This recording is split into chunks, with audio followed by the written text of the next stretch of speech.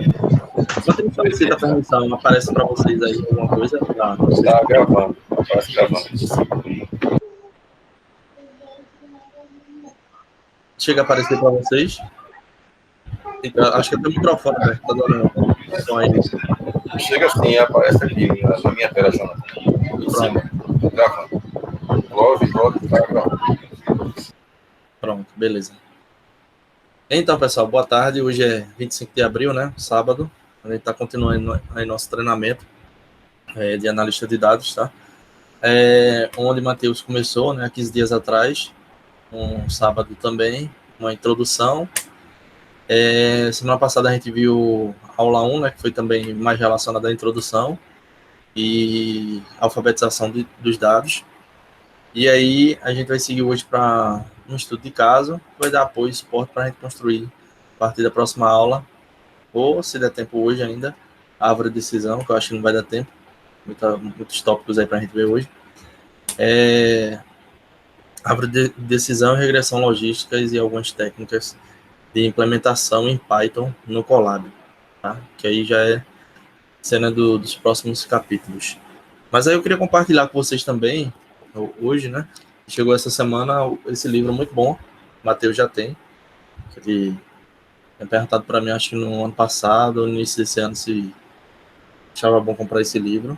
Eu recomendo, tá ele vendo lá na Amazon. Eu já tenho um PDF dele, mas eu gosto de livro físico, né? E aí comprei ele agora, para minha coleçãozinha, que eu gosto de livro. E é um livro bem prático, didático, tem 20 e poucos capítulos, só confirmar aqui, quantidade de capítulos. É de um ex-engenheiro de software do Google. Hoje ele é, além de professor, é cientista de dados também. Tem 20 capítulos, tá? 25, 26 com índice, mas aí 25 capítulos de conteúdo. Tem práticas, tem um GitHub compartilhado, uma série de técnicas aqui interessantes. Então, eu recomendo para vocês aí Data Science do Zero, com Joel Gruz. Tem um canal também no YouTube, Joel Gruz. Agora é tudo em inglês, mas os treinamentos dele em inglês também é muito bom. Eu recomendo. E além desse livro, iniciando hoje, tem também esse aqui que ainda não abri, tá? Deixei aqui no plástico ainda, começar a usar. Python para análise de dados, que é com Mike Kinney. Então, aí ele faz tratamento de dados com pandas, NumPy e Python, né? E aí ele tem uma série de técnicas. Esse livro, inclusive, ele é mais grosso do que o anterior, tá? E aí, para a gente encerrar, né, coleção de sugestão hoje, esse outro livro aqui também, que vende lá na Amazon. A partir de R$100 na Amazon, o frete é grátis, tá? Esses livros são em torno de R$80, R$90. Estatística prática para cientista de dados. Aí tem 50 conceitos aqui essenciais para estatística de dados, inclusive regressão logística, regressão linear, normalização de dados, uma série de coisas que você não vê isso no curso de ciência da computação, por exemplo, né? E acho que talvez só eu ou o professor Renan que trabalha um pouco mais dando ênfase para dados, né? Se bem que ele é mais voltado para inteligência artificial pura.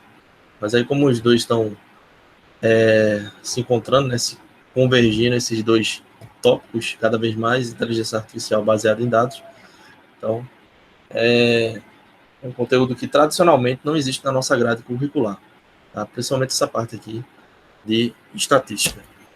E aí, nessa introdução da gente hoje, relacionado a todo esse material que eu estou compartilhando com vocês, eu recomendo, como o autor aqui fala, né, o Joel Gruz. O bom cientista de dados, na verdade, ele não é nem 100% estatístico e matemático e nem 100% cientista da computação. Ele é um cara híbrido. Ele é bom em matemática e estatística e ele é bom também em programação. Ele é um meio engenheiro de software e meio matemático. Então, é uma fusão, por isso tem muita gente da matemática e estatística voltado para a área de ciência de dados, como sempre falei para vocês, né? E a computação é necessária, se bem que muda só a questão de tecnologia, algumas técnicas, mas um grande conjunto é o perfil, né? As habilidades, os skills aí, as habilidades e competências desse profissional é 50-50. Então, só ser estatístico e matemático e conhecer modelos matemáticos não adianta. E só ser programador e engenheiro de software também não adianta. Você tem que saber programar ou em R ou em Python, né, de preferência, já que Java e Scala é utilizado para a ciência de dados em pouquíssimos casos, tá? Em larga escala, que é utilizado realmente é Python. E o próprio Joel, né? O Joel aqui, o Joel Cruz, que eu já estou devorando um livro aqui, quase terminando já. E ele fala muito sobre isso, né? E é muito isso mesmo que estou relatando, é o perfil desse profissional. A gente tem que estar atento a isso e saber que sempre é necessário aprender coisas novas e estar caminhando por esses dois mundos, tá? Mas vamos lá, eu estou com o ambiente já compartilhado aí com vocês, espero que todos estejam visualizando, acredito que sim. Todo mundo deve estar me ouvindo bem já, né? Todo mundo já se cumprimentou. Então tem esse TDS, né? Que é o Treinamento Data Science FG Boa Vista, abreviado, e se não entrou ainda, o código de acesso é isso aí, tá? É um treinamento interno, mas aí como vai para o canal no YouTube também, quem quiser depois acessar e pegar o material, não tem fins lucrativos, tá? E aí é compartilhamento livre de educação mesmo, tá? E aí o primeiro ponto para a gente iniciar hoje é sobre a atividade da aula 1, né? A aula anterior. Então, o Humberto aí já enviou o material dele. E para cada atividade eu vou pontuando vocês. Lembrando que no final eu vou solicitar a coordenação de pesquisa e extensão, professora Valéria, coordenadora, um certificado com as horas desse treinamento, tá? E aí vocês ganham as horas do treinamento e um certificado específico para esse treinamento. Aí a gente pode chamar esse treinamento de treinamento Data Science do zero mesmo. É até o nome do livro que é sugerido para esse treinamento e para toda a disciplina que eu ministro relacionada à ciência de dados. Tá aqui, ó. Queria que o Humberto, se possível, ele compartilhasse a tela dele aí e explicasse aí a árvore de decisão dele. E aí, quem não enviou ainda, por gentileza, envia, tá? Falta Antônio, Jackson. Eu não sei se o Jonas entrou agora, né, Jonas? Aí, pronto. E aí... também eu tô com um projeto aqui, eu vou enviar. Acabei não Pronto. enviando aí. Eu pensei que a gente vai apresentar sim, mas eu estou ele pronto já também. Pronto. Eu estou conversando agora, eu estou atrasado, inclusive nas conversas lá do grupo, para me atualizar referente a isso. Nós tínhamos aula da semana passada, com as áreas da atividades aqui. Essa semana foi que eu tive uma forma maior, eu vou me inteirar e vou fazer as atividades. Beleza. Eu chamo já de participar. Assim que tiver possibilidade, eu faço e fico para você. Pronto. Aí tu atualiza e envia. Lembrando que, Jonas, a aula da semana passada, como foi pela manhã, aí você ficou sem poder participar, porque foi justamente um horário que você estava trabalhando. Mas aí o pessoal comunicou, né, que seria melhor esse horário, às 14 horas. E aí eu criei essa etiqueta aqui, né? Essa label de webconferência, semelhante ao que a gente tem lá no Blackboard, né? E coloquei aqui aula 1, aula remota, tá? Que é a aula do dia 18, não é isso? Isso, 18, semana passada, sábado, 18 de abril, tá? Aí quando você acessar aqui, foi bom que o Humberto sinalizou que não estava conseguindo acessar o link, não estava conseguindo aparecer, né? O vídeo de fato. E aí era um probleminha de permissão, sei que eu tinha liberado, mas ainda estava não listado, era privado. Aí eu liberei, coloquei como público, aí conseguiu acessar.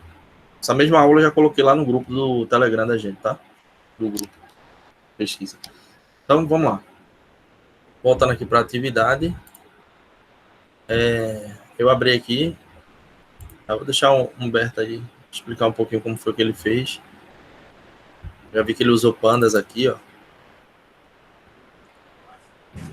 Então, foi usado pandas e uma técnica de web scraping, né? Aí o trabalho foi puxar os dados do site, o meucongressonacional.com, e lá, quando você visualiza o site, você consegue entender que ali há uma tabela. Na verdade, você identifica, de fato, quando você inspeciona o site, o HTML, e lá você pesquisa o termo table. Então, uma técnica específica é extrair uma tabela de um site, né? Então, foi isso que foi utilizado nesse trabalho. Então, após... Acho melhor eu compartilhar minha tela, né? Porque aqui eu não consigo rolar. Porque não é melhor? Deixa É eu melhor. isso. Eu vou parar de compartilhar a minha. E se compartilhar a sua, fica melhor. Gosto do nível de 3, tá? Opa. Já conseguem enxergar a minha tela?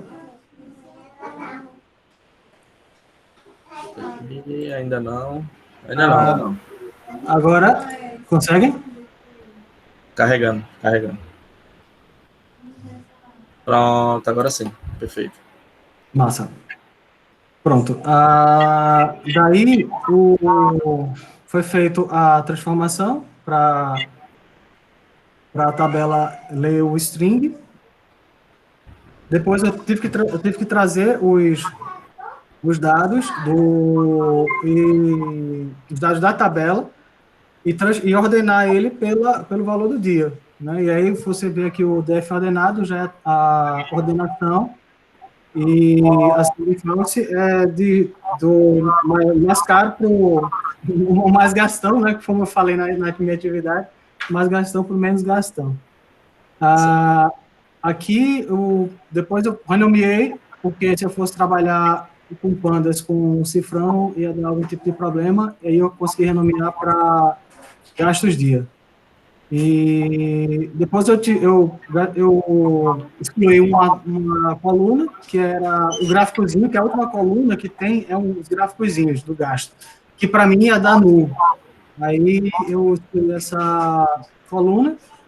Depois, eu criei uma nova tabela, né, ADF ordenado 3, só com os 10 primeiros itens da tabela, as 10 primeiras linhas, que era o objetivo do trabalho, né, que aí a ordenação em 4 começa em 0 e até 10 excluído, né, então é de 0 a 9 até os 10 primeiros.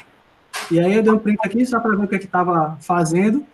Na verdade, eu limpei, tá? Tudo isso estava bem maior o código, e eu ia testando, trabalhando e vendo como é que estava ficando. Só que depois eu dei uma limpada e dei um último print só para verificar se estava ok.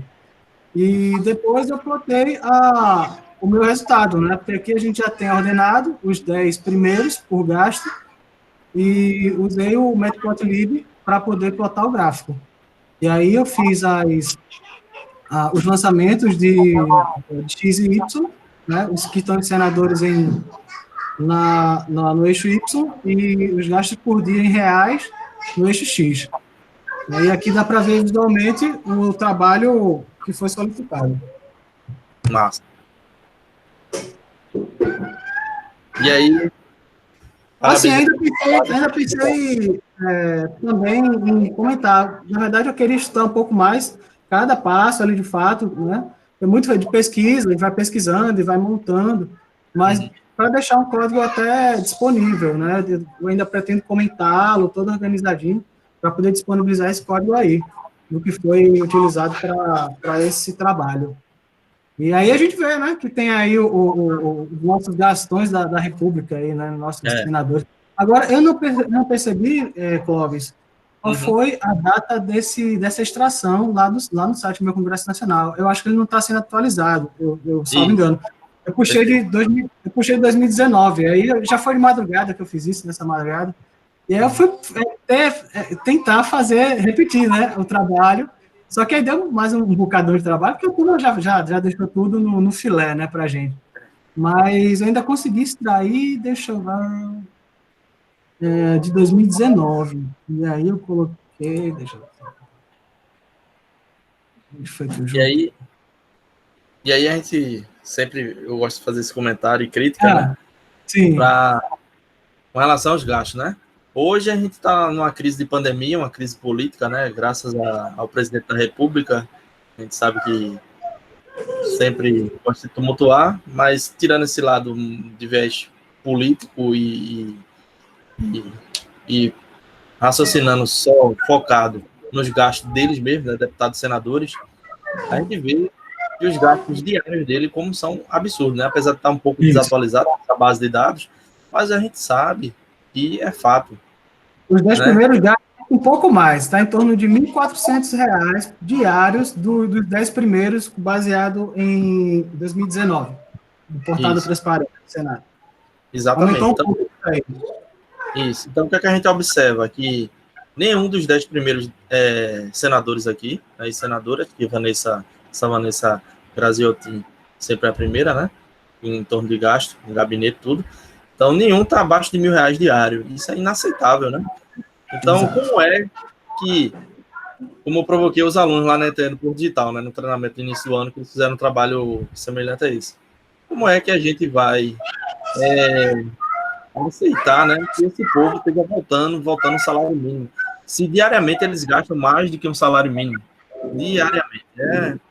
É inaceitável, realmente. A gente precisa trazer essas informações para a população, em geral.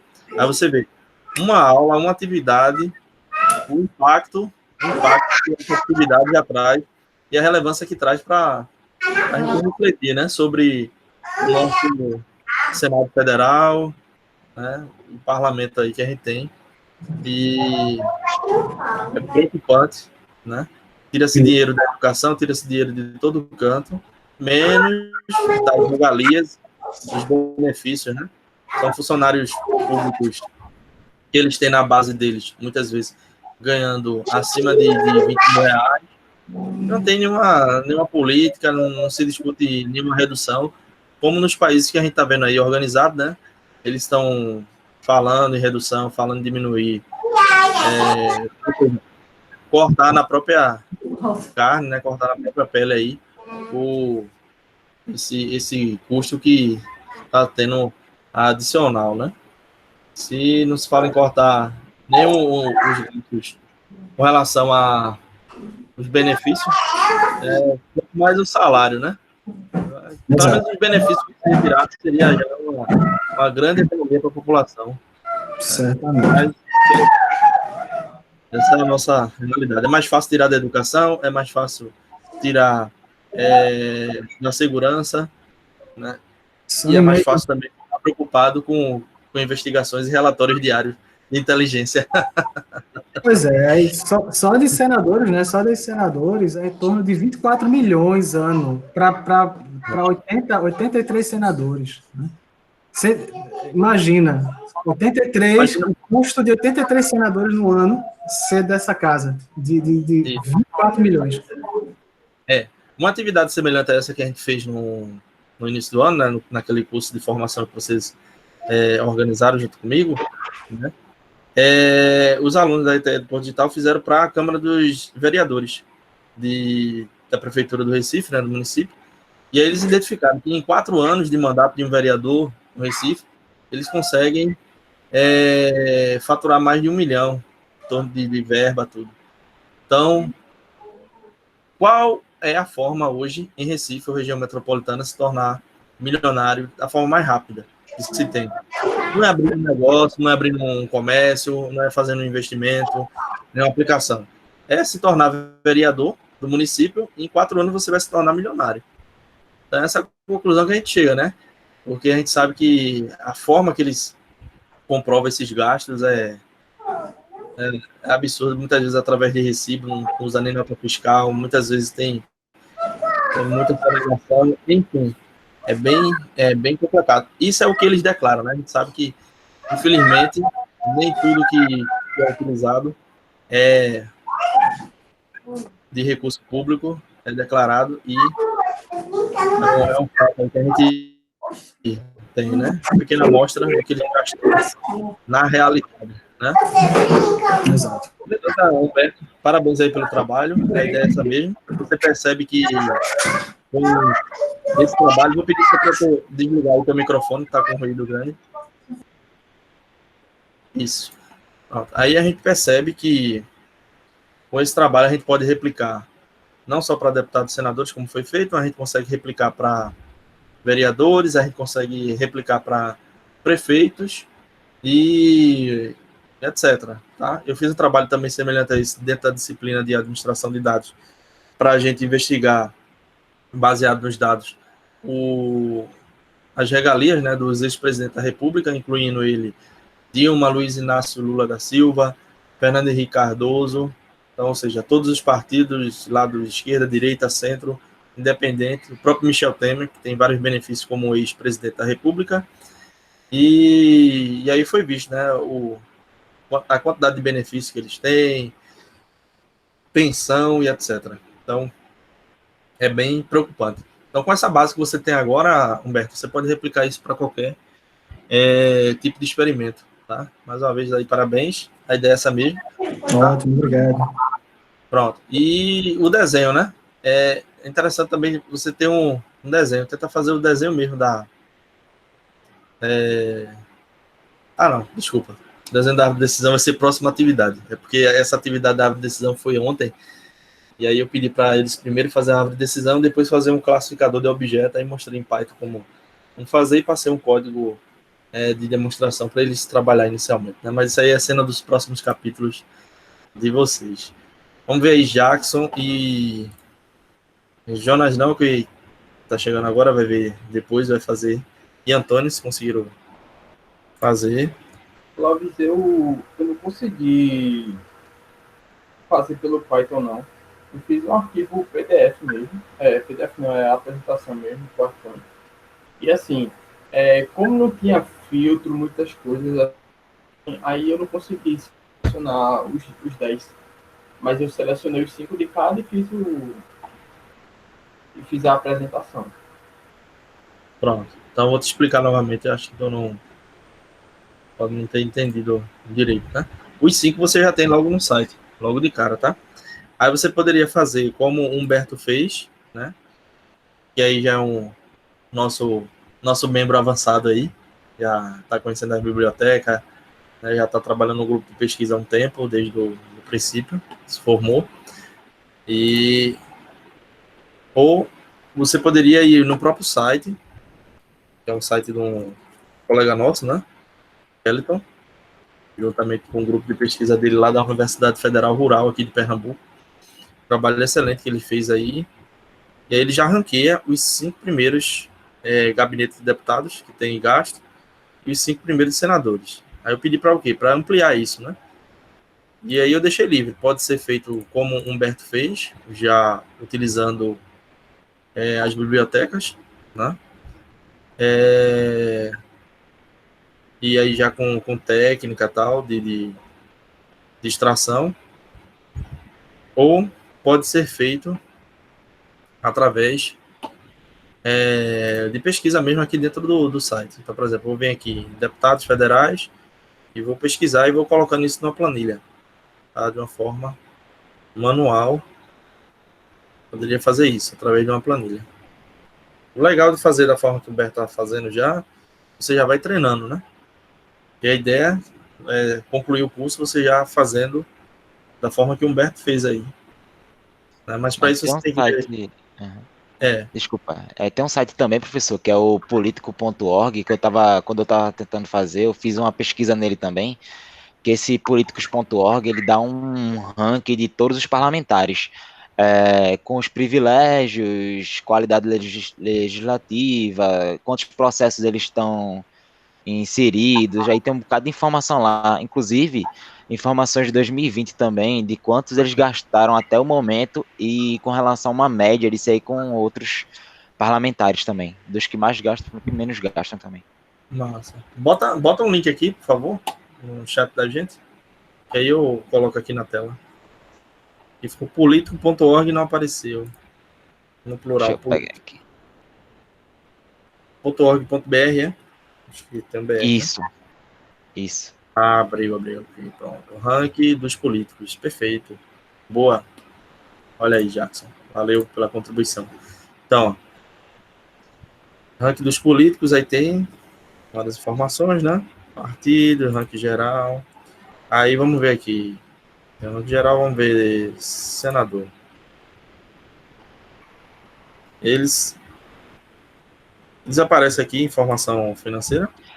Parece, se a gente clicar ali onde está em classificar por, nem precisa disso aí, não sei porque não carregou, aqui tá. Mas ele carrega todas as informações, você clica no parlamentar, ele vai dizer quanto for o gasto com relação à média até o momento. Pronto. Era um bloqueador que tem aqui no navegador de bloqueio. Ranking geral. Tem que colocar em Privilégio. classificar por isso, privilégio.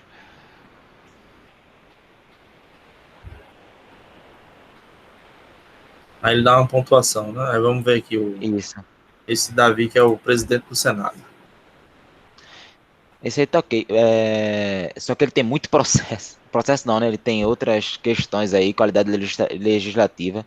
Porque se a gente for levar em consideração o quanto eles custam para a nação e levar em consideração a qualidade legislativa de cada um deles, vê que ele não está contribuindo muito, né? Com sua função aí. Não. Voltando lá, professor, se a gente voltar no menu anterior. Deixa eu voltar aqui.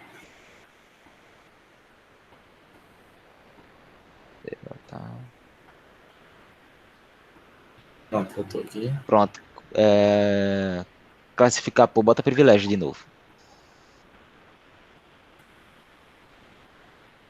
Pronto, coloca ali para a última opção ali na barrinha.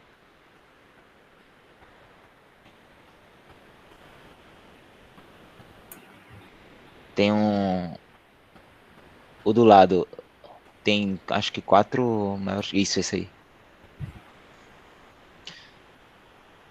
O último lá tem. Cadê? Clica nele aí. Esse Flaviano Melo, deputado Isso. federal. Isso daí pra cima é só. Pronto, ali onde tem privilégios. Clicar ali, ó. Tem 40 processos judiciais, esse é. Aí é os pontos que ele recebe. Tem alguns aí que tem menos. Clica no valor ali do lado. Onde tá o valor? Em cima. No valor de cima. Ele detalha aqui, né? Combustíveis. Pronto. Aí pronto, ele dá os gastos aí até o momento de 2020, com relação à média. A média gasta parlamentar seria 37.228. No caso, uma verba indenizatória aí, né? Que ele explica aí. Aí até o momento ele já gastou aí 107 mil reais. Só esse ano. Chegamos nem na metade do ano, né? O cara gastou mais de 100 mil reais. Enquanto isso, o povo tá passando fome aí pra... Fala o processo, que ele tem vários. se massacrando na fila da Caixa Econômica Federal para ganhar 600 reais de forma humilhante, né? Muita gente passando mal, desmaiando, com fome. Então, é triste demais. Aí você não vê nenhum desses cidadãos aqui, nem deputado, não digo nem deputado, nem senador, você não vê nenhum vereador de nenhum partido fazendo quentinha, Você não vê nenhum político desse se mobilizando para fazer quentinha, levar um lanche, levar um biscoito, um guaraná, feito, tá passando no repórter essa semana. O cidadão está fazendo isso diariamente. Tá? Cidadão comum, que não tem nem muito recurso, mas ele está tirando do bolso dele, né, e está fazendo isso. Então, é deprimente essas coisas que a gente vê. Infelizmente, esse é o nosso Brasil, né? Então, beleza. Vou deixar vocês fazerem esses envios aqui. Humberto já está com nota lá, está lançado. E aí que eu vou carregar de material hoje é o nosso estudo de caso, tá? Interessante aí, né? Tá bom. Eu sou praticamente aí 30 minutos, 31 minutos só de introdução aí. Aula muito boa. Vamos lá, vamos colocar o material aqui que vai ser o estudo de caso. E é bom quando eu aprender a desenvolver essas técnicas para aplicar aqui na minha cidade. O absurdo de Pojuca. Porque, para quem conhece, aí mais ou menos imagina. A gente tem aqui. Primeiro que só aqui, eu não conheço outro lugar, só aqui o número de vereadores é par. Tem uma legislação que tem que ser ímpar, justamente porque se tiver algum empate, mas aqui é par. Eram 10, aí depois de muita briga, porque, obviamente, só existe 2 tipos de pessoas, o que está comendo e o que quer comer. Aí os caras não querem deixar mais gente entrar, né? Porque pela quantidade de pessoas, já, o número da população, já deveria ter pelo menos 15, segundo, obviamente, a legislação. Mas aí, depois de muita luta, eles aumentaram para 12. E aí, corre pelas bocas, né? Não é oficial, mas é próximo disso. E um indivíduo desse aqui chega a tirar, às vezes, mensal, cerca de 200 mil reais. O salário do cara é entre 12 a 13 mil oficial. Isso quando é um vereador normal, fora o presidente da Câmara. A gente sabe também de outras coisas em envolvimento desses indivíduos. E é cifras absurdas. E Pojuca é uma cidade muito bem desenvolvida economicamente. Eu falo só no dele, por exemplo. A gente tem um trecho turístico que agora está parado por causa da questão da pandemia, obviamente. Mas já tem um trecho turístico aí enorme, tem os maiores hotéis, a praia mais famosa que tem nessa região. A gente tem um Porto de Suape, que boa parte da economia de Pojuca vem de lá, e eu me refiro, por exemplo, que Porto de Suape é compartilhado entre Pojuca e Cabo, mesmo assim a parte de Pojuca é a que é mais bem sucedida, onde estão as maiores empresas, as maiores arrecadações. E a gente tem aqui um dos índices piores de IDH, de índice de defasagem na educação. E se você for olhar a estrutura que tem para isso, não condiz com o número. Por exemplo, a gente tem escolas até com uma certa estrutura, salários de professor que são dos menores do Estado, diga-se de passagem, e mesmo assim é um índice muito baixo. Aí o cara fica procurando saber onde é que está, né? Como ter aquele bicho, não foi que eu errei. É bem interessante, e eu vou aprender a mexer com essas ferramentas para até cobrar mais do que eu já cobro como funcionário e como cidadão, né, dessa cidade, que a gente fica olhando, meu Deus do céu. A prefeitura agora, na verdade, desde que começou a pandemia, ela lançou, a própria prefeita lançou uma campanha e ela diminuiu 30% do salário dela e 10% dos cargos comissionados, que vão do CC1 até o CC9, se não me engano. Ou seja, aí faixas acima de 3 mil e outros aí. Para a gente que é efetivo, houve corte no sentido de algumas gratificações. Mas aí, como a gente está na frente, né, por ser a parte da segurança, aí não deixou de trabalhar, a gente está recebendo normal e hora extra, essas coisas, porque está fazendo muita. Por isso que eu também estou um pouco ausente. A carga de trabalho aumentou bastante, tem que estar na rua constantemente. Mas, resumindo, é aplicar esse tipo de ferramenta, porque a eleição já está à porta, e o pessoal tempo todo, né, fazendo questão para ser um parlamentar aqui, ou quem sabe chefe do executivo, mas no sentido, como o senhor muito bem falou, a forma mais rápida de você enricar não é você apostar em bolsa de valor, em canto nenhum, é você ser político e apostar ali em 4 anos, tirar esse tempo todo.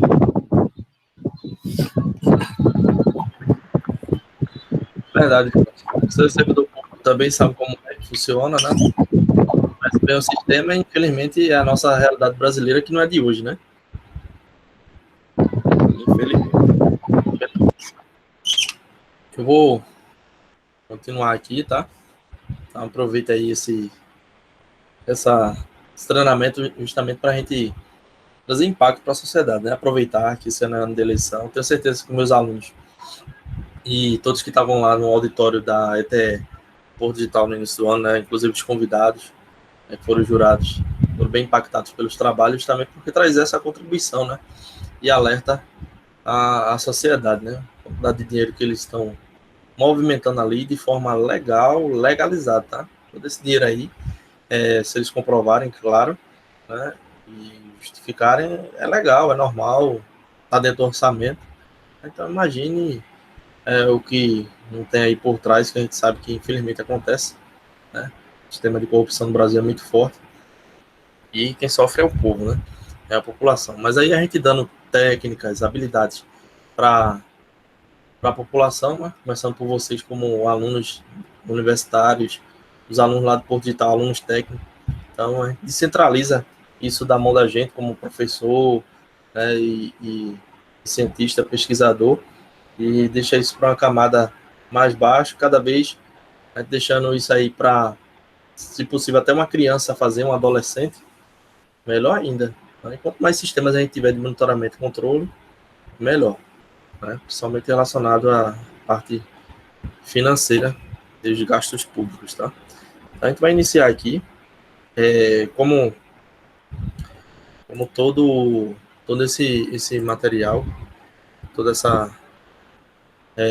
treinamento é inspirado na formação, né, de analista de dados júnior no início do ano, 2020, esse ano, né, que foi realizado lá na ETE Porto Digital, dentro do próprio Porto Digital, e tanto no auditório como no laboratório do Porto Digital e também no auditório da escola do Porto Digital, ETE, e o patrocínio da Inloco, né, Células Empreendedoras, a gente teve o apoio do Porto Digital, cedendo a estrutura, e a organização, né, foi da Rede Inova Paciente e o grupo de pesquisa, que somos nós aqui. Então, beleza. Deixa eu tentar abrir esse slide de uma forma melhor. Acho que assim fica melhor poder apresentar, tá? Sim, só lembrando que esse slide 2 aqui dessa aula do estudo de caso real já está disponível lá no Classroom de vocês, tá? Então, lá, aqui só para apresentar, para ficar a tela cheia, ficar melhor a qualidade para vocês visualizarem. Esse trabalho foi realizado o ano passado, na disciplina do professor Paulo Deodato, que tem esse código aqui, que é IN 1144, que é de data mining, né, mineração de dados, lá no Centro de Informática da Universidade Federal de Pernambuco. Tá? A base de dados que a gente utilizou nesse estudo de caso foi os dados Recife. Então, se você acessar aí, dados Recife, você vai encontrar um site, onde eu vou mostrar os links daqui a pouco, sobre os dados da cidade e do município do Recife. Tá? E qual o objetivo da gente? Né? O objetivo inicialmente tinha um nome evitar acidentes graves, mas ao decorrer do trabalho a gente não queria evitar, porque a gente sabe que a gente não tem essa capacidade de evitar acidentes graves, mas a gente podia prever acidentes graves, passar essa informação para o gestor público municipal, né, no caso o prefeito municipal do Recife, e a gente dá esse poder de informação a ele para ele tomar a decisão, né? é o nosso dever, né, nossa missão técnica. E aí, beleza. Criou. A gente saiu de evitar acidentes graves para prever acidentes graves. E aí a equipe, eu, Raoni, vocês conheceram, né? Fui coordenador do curso de ciência da computação um bom tempo aí, e professor da UniFG. Jéssica Araújo, que era até então aluna de mestrado, não sei se já concluiu, e Kellyton Brito, que é o fundador do meu Congresso Nacional.com, né? Professor pesquisador da Rural e doutorando no Centro de Informática aqui, juntamente com a gente, os colegas. Aqui tem os contatos de cada um, tá? Caso alguém queira entrar em contato aí, à vontade. Contexto. Os acidentes de trânsito com vítima têm um alto custo para a sociedade. Isso é fato, né? Não precisa nem argumentar muito, justificar, todo mundo sabe que os acidentes de trânsito com vítima têm um alto custo para a sociedade, com exceção, abrindo parênteses agora, principalmente em pandemia, tendo em vista que o grande volume de carros e veículos diminuiu bastante. E aí, com essa queda, né, de circulação, obviamente, a queda dos acidentes também caiu bastante. Mas a gente sabe que quando as coisas voltarem ao normal, infelizmente, né, os índices vão voltar a subir. E aí tem vários fatores porque isso acontece. Fatores sociais, ou seja, perda da qualidade de vida, né, quando isso acontece com um acidente, e devido ao próprio acidente, a mutilação, os ferimentos, perda temporária ou definitiva para a família e comunidade do indivíduo. Então, tem esse contexto de fatores sociais, a referência aqui bibliográfica embaixo, tá, de alguns artigos. E dentro ainda desse contexto, a gente tem os fatores econômicos, que são relacionados aos custos, né, que é a perda da produtividade do indivíduo, devido à indisponibilidade da vítima, os custos de hospitalização e tratamento médico, custo de reparo dos veículos e possíveis investigações criminais também. Então, somado tudo isso, esses custos podem chegar a mais de 1% do PIB, né, que é o nosso produto interno bruto. E aí a OMS, né, vocês estão ouvindo falar bastante, né, que a Organização Mundial de Saúde estimava em 2004 perdas anuais de 50 bilhões de dólares. Então você vê que essa estimativa aqui está bem atrasada, né? Tem 16 anos de defasagem dessa informação da OMS. Então, foi a informação mais atualizada que a gente conseguiu, inclusive. Então, imagine, se há 16 anos atrás era em torno de 500 bilhões de dólares, imagine hoje, né, 16 anos depois. Com certeza é muito dinheiro. Objetivo: evitar acidentes graves. Então, o principal ponto focal da gente nesse estudo de caso é evitar acidentes graves, mas na verdade é prever. Vou até corrigir aqui. Está corrigido lá na capa, né? Na verdade é isso, é prever acidentes graves, mobilizando recursos para as áreas e eventos de maior probabilidade. Aí, o objetivo específico, tem dois, que é identificar quais fatores mais influenciam na ocorrência de acidentes graves e tentar antecipar a gravidade de um acidente, né, devido às condições em que ocorreu. Então, baseado nisso, a gente pode ajudar na identificação, vou marcar aqui, e tentar ajudar a antecipar com essa informação para o gestor público. E aí, acidentes graves, tem uma nota importante aí no rodapé, e acidentes graves com vítimas fatais e ou que envolvem motocicletas. Por que a gente deu um focozinho também aqui, principalmente no início desse trabalho, desse estudo? Motocicleta. Um acidente leve para um motorista de carro é bem diferente de um acidente leve para um motociclista. O motociclista pode estar com uma velocidade bem baixa, mas se ele cair, ele pode bater a cabeça no meio-fio e se tornar um traumatismo craniano, por exemplo, e ele chegar a óbito. Então, é bem diferente as personas aqui, né? Esses agentes aqui, esse cidadão. E aí o diagrama do fluxo decisório a gente teve que criar também, tá? E qual a sua persona, né? Qual o seu principal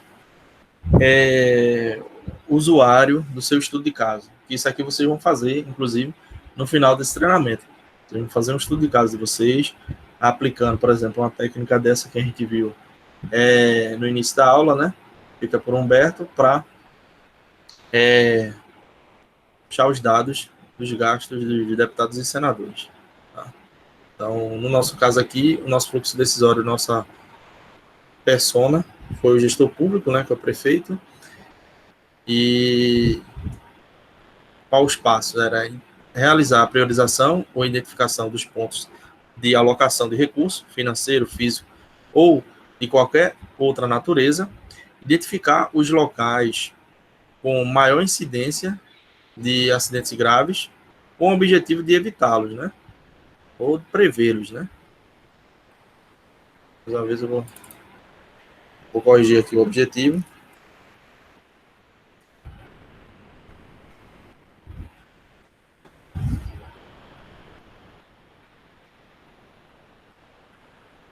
Objetivo de prever. Então, a metodologia, e essa metodologia é uma metodologia padrão para mineração de dados, tá? Tem várias metodologias, mas assim, uma padrão, e a gente utilizou, não só o nosso grupo, como outros grupos também de trabalho, foi essa.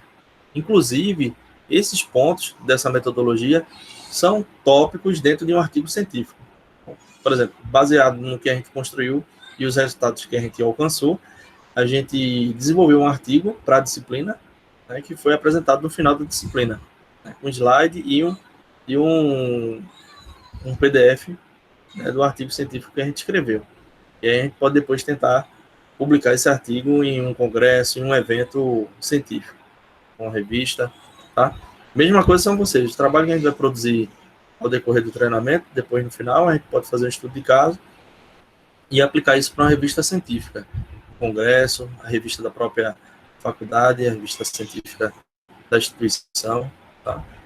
E aí tem a metodologia, que o primeiro ponto é a identificação e seleção, onde você vai identificar onde é que estão meus dados. Essa é a grande pergunta do primeiro ponto. Onde é que estão minhas informações? É seguro? É uma base que tem muita fake news? Não é seguro? Então, isso é um site de notícia ou é um site de dados abertos do governo? Isso é importante. Por exemplo, a Folha de São Paulo, o G1, o R7 da Record, Veja, todas essas mídias, seja digitais ou físicas, elas podem cometer algum erro. Isso é fato, todo mundo sabe.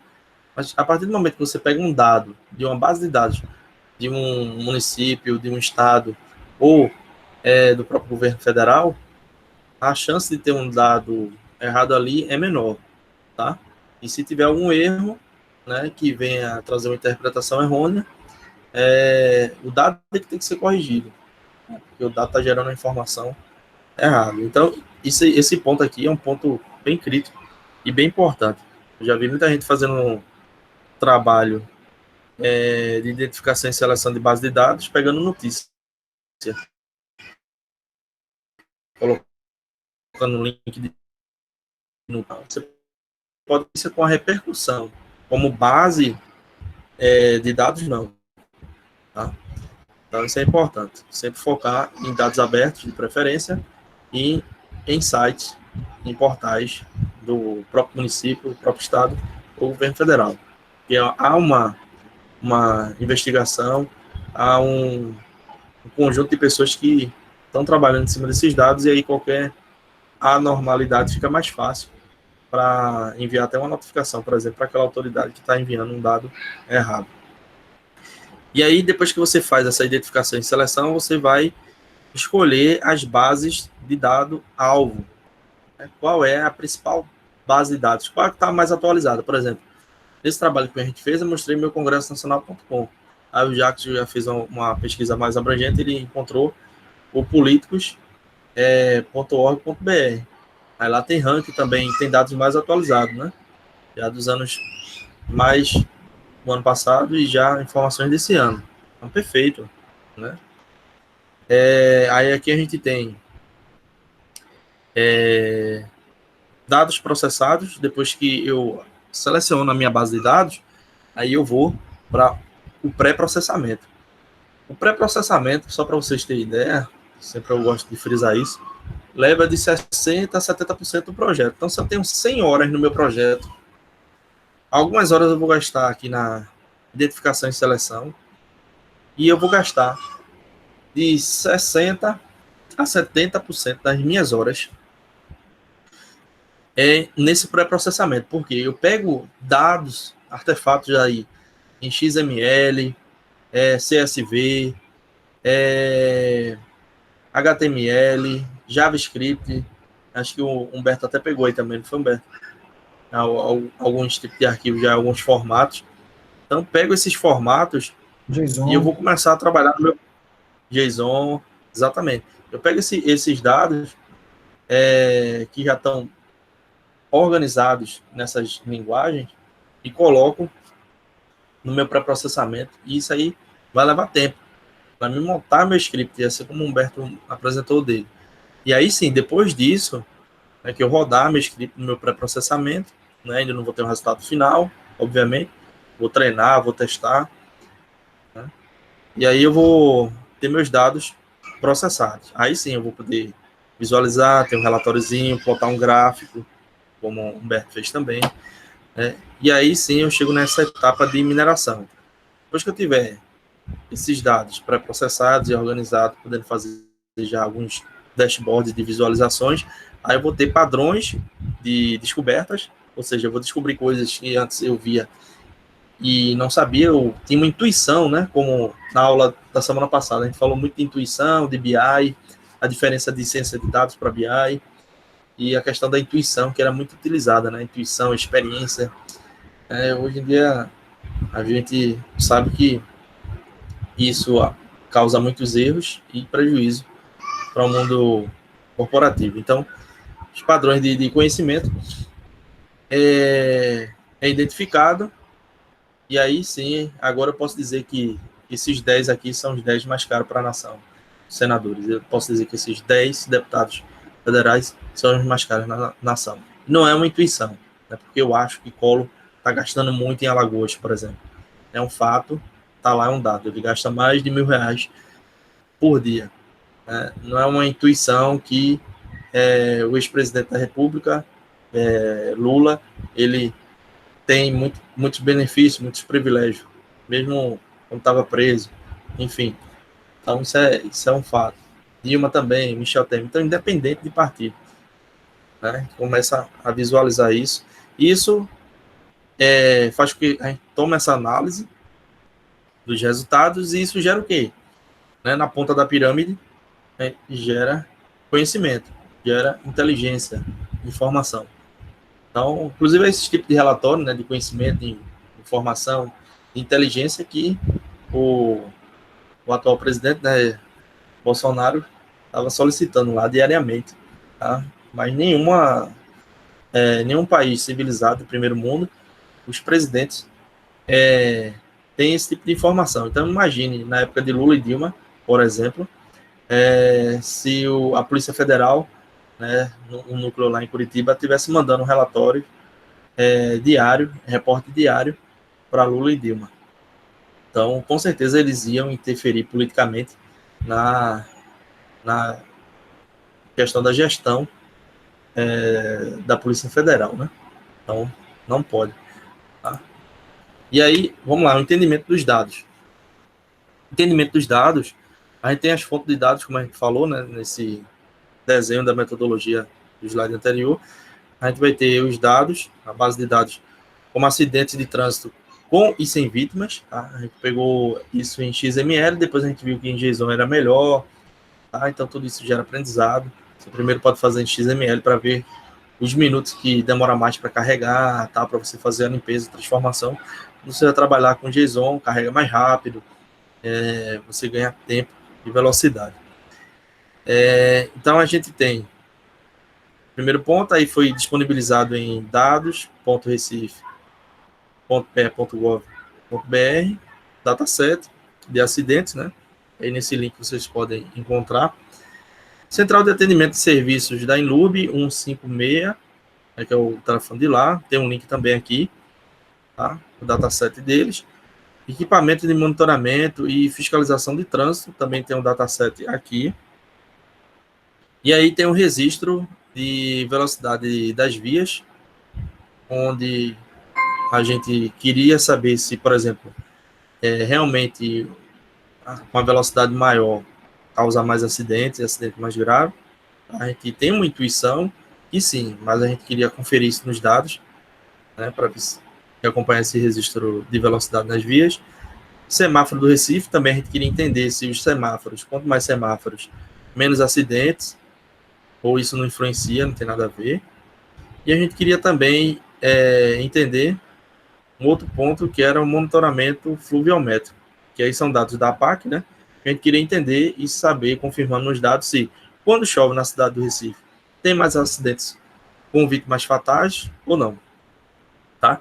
E justamente quando a gente estava fazendo esse trabalho, foi quando aconteceu um acidente grave com vítima fatal em um túnel, esqueci o nome dele agora, em um túnel, acho que foi no Pina, por ali, próximo ao Rio Mar, encheu de água, alagou, e acabou que tinha 3 mulheres voltando no início da manhã, depois de uma noite, disseram que estavam bebendo, elas justificaram dizendo que não.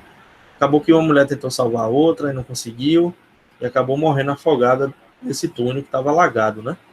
E aí a CTTU disse que tinha sinalizado, ia verificar nas câmeras ainda, para ver quem estava mentindo, se era a CTTU, se era as 2 sobreviventes. Né? Infelizmente teve uma vítima fatal aí, que foi a motorista, tá? E aí depois a imprensa não acompanhou mais esse caso, mas foi justamente quando a gente estava fazendo esse trabalho. Tá? E aí o entendimento dos dados.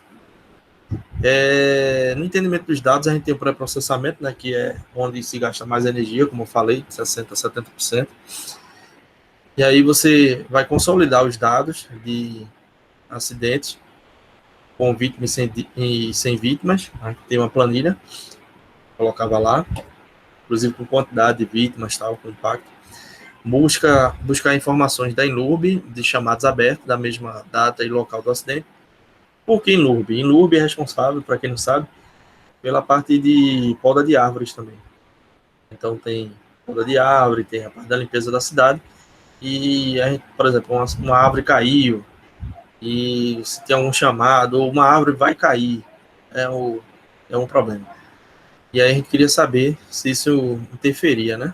Esses chamados abertos muito tempo, consequentemente isso interferia. Buscar os equipamentos de monitoramento de trânsito nos locais dos acidentes, buscar históricos de velocidade a cada 10 km por hora.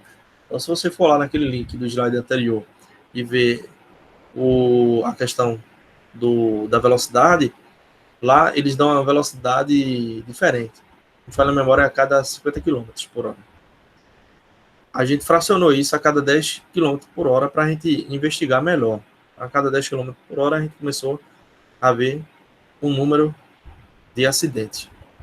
E identificar a quantidade de semáforos nos locais dos acidentes para a gente ver se tem a relação também. Inserir informações sobre a data, se é feriado ou não. Isso aqui é um ponto interessante, porque a gente percebeu, mais na frente eu vou falar um pouco mais sobre isso, que nos feriados normalmente as pessoas viajam não no dia do feriado, né, um dia anterior. E aí justamente no dia do feriado normalmente não tem tanto acidente. Onde tem mais acidente é um dia antes do feriado e um dia depois do feriado. Então são os dias que tem mais acidente. É o dia que antecede o feriado, né, não está todo mundo viajando, e o dia depois do feriado não está todo mundo retornando. Mas a gente só descobriu isso depois que a gente analisou esses dados. E aí inserir informações sobre a média pluviométrica, né, para a gente ver a quantidade de chuva e a densidade dessa chuva. Seria. E aí a gente organizou os dados ainda dessa forma, né? Entendimento dos dados do acidente por bairro, né? A gente criou uma categoria bairro, que é a Victory, ou seja, a característica do dataset da gente.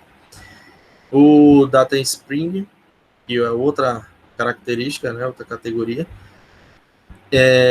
Data em formato de string, Foi data, mês e ano.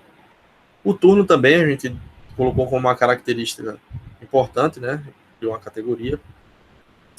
Um acidente potencialmente grave, onde a gente fez foi classificado através de informações de vítimas fatais e o envolvimento com motocicleta, tendo em vista que qualquer tipo de acidente com motocicleta praticamente é grave, né? Então, o índice é maior, gravidade. Então, a gente fez esse acidente potencialmente grave, né? Classificando através dessa informação, se tinha vítima fatal ou não. Normalmente, quando tem vítima fatal, ainda tem gente que chega a ser socorrido e tal, muitos morrem no próprio local. E aí a gente pegou e adicionou essa informação. E ainda sobre o entendimento dos dados, a gente colocou dados da INURB, chamado na mesma data e local, como arborização, né, que é relacionado diretamente à parte das árvores, praças, etc. Calçadas, calçadas e árvores. Tem algumas calçadas que tem árvore e acaba interferindo na rede elétrica, né, na circulação e até acidente mesmo, quando essa árvore cai na via. Drenagem, né, que é extremamente importante essa categoria, mais uma característica importante, né, para evitar os alagamentos. Macro drenagem, que é mais importante ainda, e pior do que ter uma rua alagada é ter uma cidade toda alagada, né? Então, a manutenção urbana, importante, né, porque não adianta as vias estar desobstruídas e ter muita quantidade de lixo espalhado que acaba entupindo novamente. E é recorrente isso, né? Se limpa o canal hoje, amanhã está tudo sujo de novo. Se gastar R$1 milhão para limpar um canal, por exemplo, do Arruda, amanhã tem sofá e geladeira lá. Aí é complicado. Pavimentação, onde é importante também, né, porque os buracos acabam acontecendo acidente com pedestre, e esse pedestre tendo um acidente, se ele for para a via, causa um acidente também de trânsito, né, como aconteceu com a menina em Olinda recentemente. Ela vinha numa bicicleta, numa via, bem conhecida lá, e ela passou em um buraco e perdeu o controle e caiu bem embaixo do pneu e do caminhão pequeno, mas mesmo assim foi fatal, ela acabou morrendo na hora, e o caminhão estava com uma baixa velocidade que logo à frente tem uma lombada, ele estava com uma velocidade reduzida, mas devido ao peso do caminhão, né, e pela parte que foi atingida, foi na cabeça dela, acabou sendo uma vítima fatal. A pavimentação é importante. E aí poste, né, que envolve a CELP, né, diretamente, tá? E aí terraplanagem, uma categoria importante também, e os projetos de melhoria, que é importante também para entendimento dos dados. Por exemplo, se tem um projeto abandonado, possivelmente vai ter um acidente naquela localidade onde tem essa obra, esse projeto parado. Dados sobre chamados abertos na mesma data e local do acidente. E aí a gente tem mais dados sobre os fotossensores. Você tem um fotossensor usado para identificar posteriormente as informações sobre a velocidade. Um erro de digitação aqui. Sobre velocidades. Não foi considerado para análise. Então, aí, o que a gente criou de categoria dos fotossensores? Se possui fotossensor, né?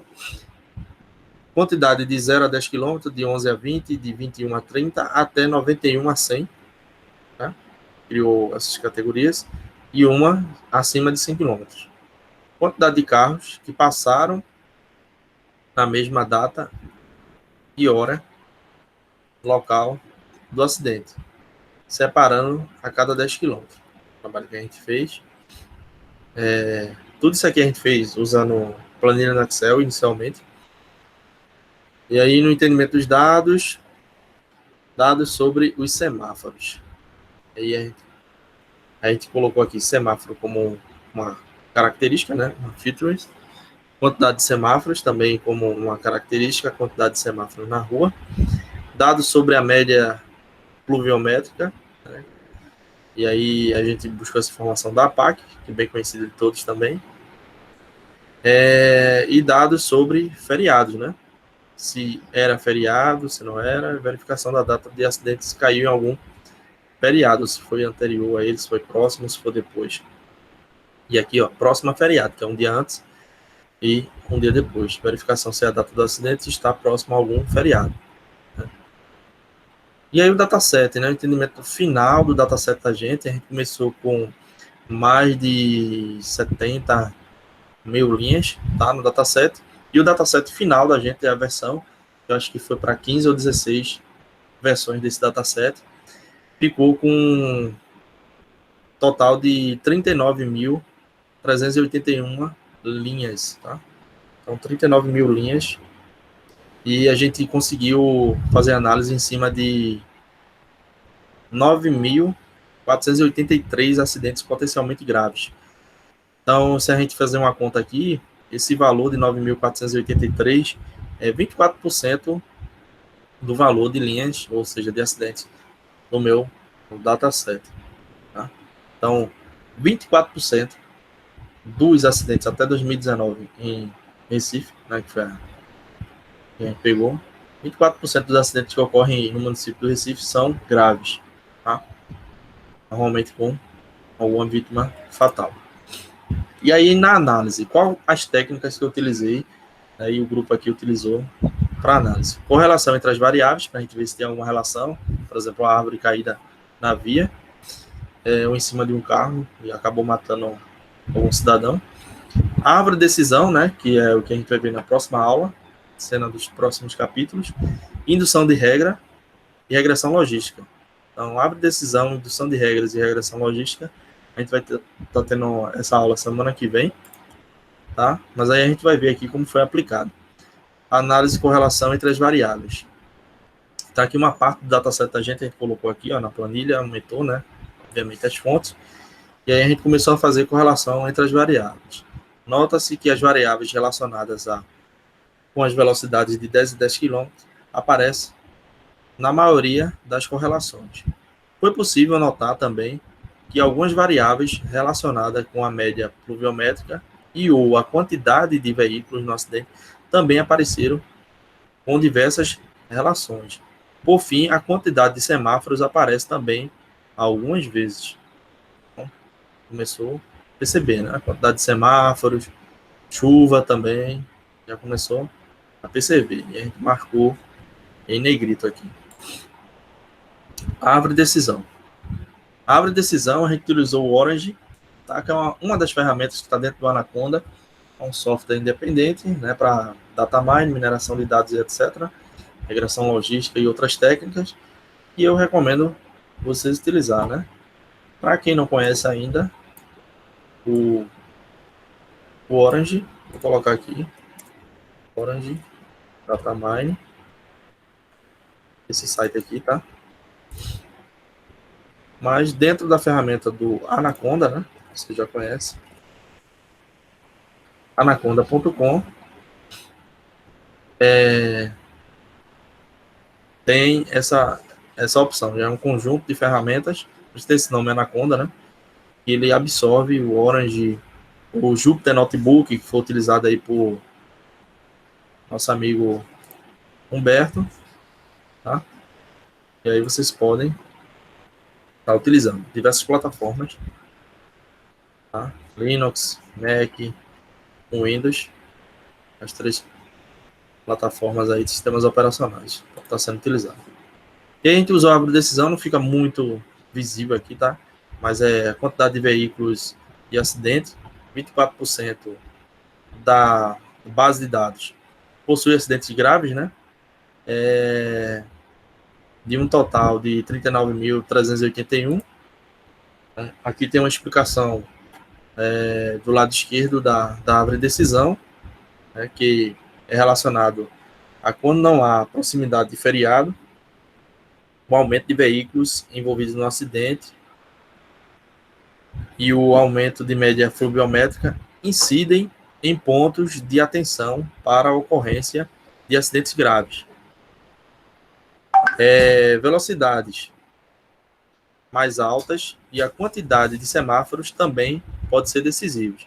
Esses indicadores a gente percebeu nesse lado da árvore de decisão, e aí a gente confirma que não era só uma intuição, realmente os dados apontavam para isso, né? Quantidade de semáforo, velocidade. Só com relação a feriado, que não ficou muito forte isso.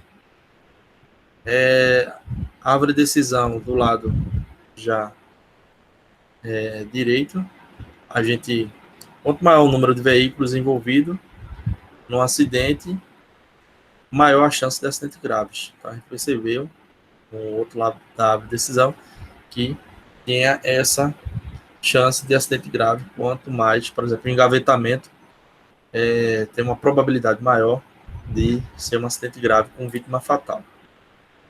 E aí, outra parte da árvore de decisão, quando há uma menor incidência de chuva, menos média fluviométrica, né? Há uma chance maior de acidente potencialmente grave quando o turno é noturno. E há também uma diferença de veículos parados e outros com deslocamento, ainda que leve. E aí aqui fica mais visível nessa parte da árvore de decisão, a qualidade da imagem ficou melhor.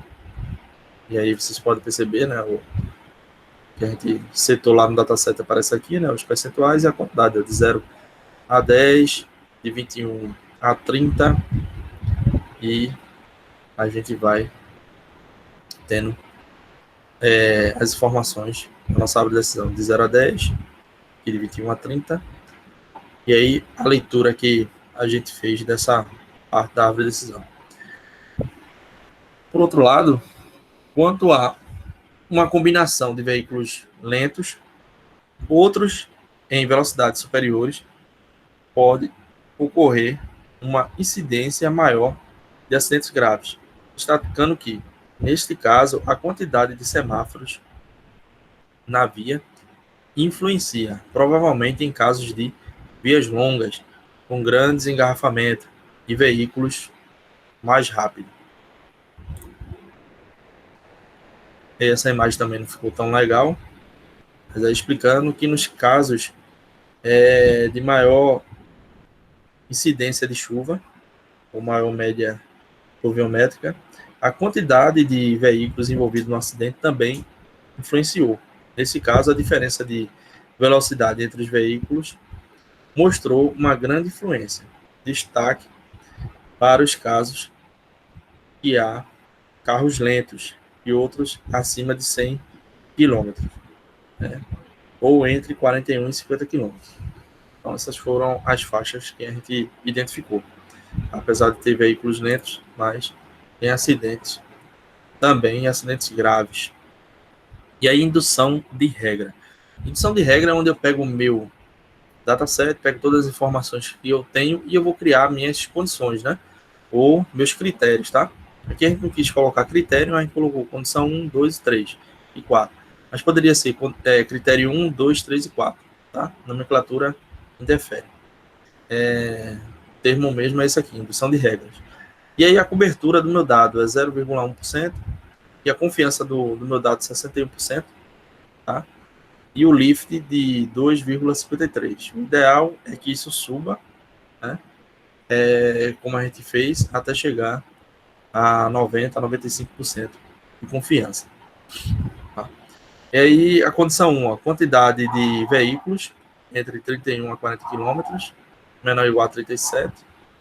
Próximo a feriado, igual a falso. Turno noturno e turno matutino. Tá? Para cada uma.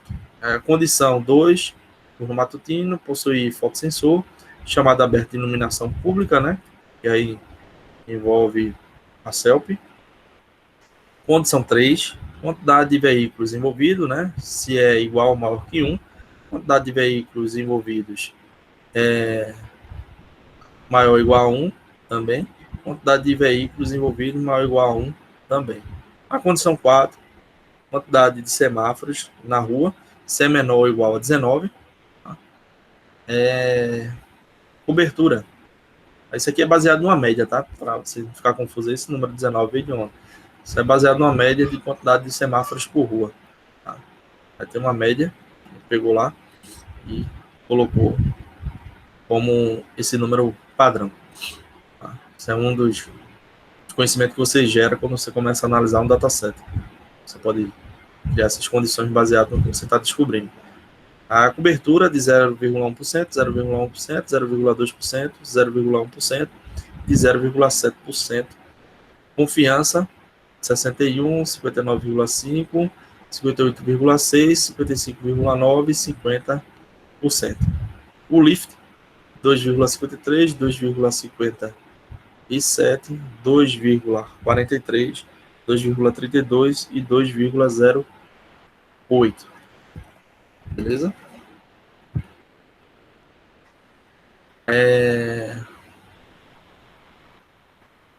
Alguma dúvida até aí, pessoal? Sendo muito rápido. Tá, professor, tá vendo só lembra, o lift, ele quer dizer o quê? Por favor. O lift da tradução do inglês, na mineração de dados, no aprendizado de regras em geral, associação, é um aumento da média do desempenho. Então, tem até um gráficozinho aqui. Ele sempre vai ser aumento ou seria margem de erro não, né? Margem de erro você teria essa porcentagem para mais ou para menos. É isso então. Então, é um aumento na média de desempenho, né? Então, por exemplo, quando você vai para um gráfico assim, bacana, a gente vai ver daqui a pouco aqui, inclusive, e é bem parecido com o de regressão logística. Então, ele serve para isso, para a gente, uma média de desempenho de um modelo de segmentação na previsão ou classificação de casos, tendo a resposta aprimorada. Aí tem a medida em relação ao modelo de segmento e de escolha aleatória. Aí tem esses gráficos aqui. Tem uns gráficos aqui, ó. Que é interessante. Você tem uma linha, né? Assim como é na regressão linear. Você tem uma linha de referência, essa linha vermelha. Tá não? Tá no gráfico de indução de regras. Ah, tá no gráfico. Deixa eu tirar aqui.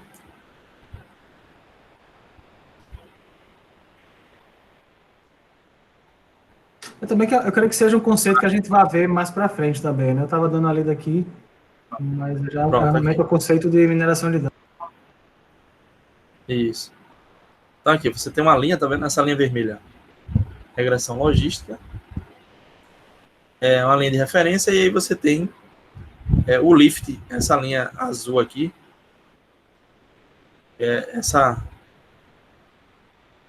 espaço aqui, né? Aproximação.